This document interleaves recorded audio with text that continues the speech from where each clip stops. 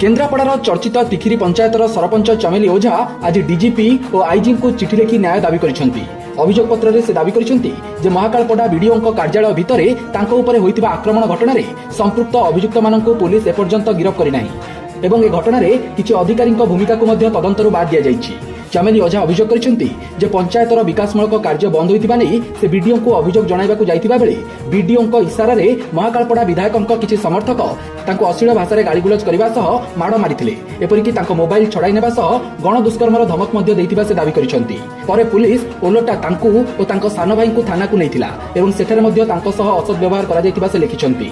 चिठी रे चमेली आहुरी कहिसेंती जे घटना परे से महाकालपड़ा थाना रे एतला देइथिले किंतु तांको अभियोग रे बीडीओ तांको माड़ मारितिबा महिला पुलिस कर्मचारी एवं आईआईसी को ना थिबा सत्वे सेमानक नारे किंतु मामला रुजु करा जाय नथिबा दाबी करिसेंती चमेली। सबुठु बड़ कथा हेउछि ए घटना रे संपृक्त 7 जन अभियुक्त एपर्यंत खोलारे बुलुछंती सेमानक ठारू तांको परिवार को विपद रहिछि बोली चमेली कहिसेंती। पुलिस ए अभियुक्त माननकु छाडी दैतिबा बेले एमाने खोला बुलुथिबारु तांको जीवन प्रति विपद थिबा से दर्शाइछंती। तेणु तुरंत समस्त अभियुक्तंकु गिरफ करबाकू दाबी करिसेंती चमेली। चिठी लिखिबार 7 दिन भितर सबु अभियुक्त गिरफ नहेले केन्द्रापड़ा एसपी कार्यालय सम्मुखें अनिर्दिष्ट काल धारणा देबे बोली से चेतावनी दैछंती। तेबे पूर्वरु एने मुख्यमंत्री मोहन माझी और प्रधानमंत्री नरेंद्र मोदी को मध्य से चिठी लिखिछंती।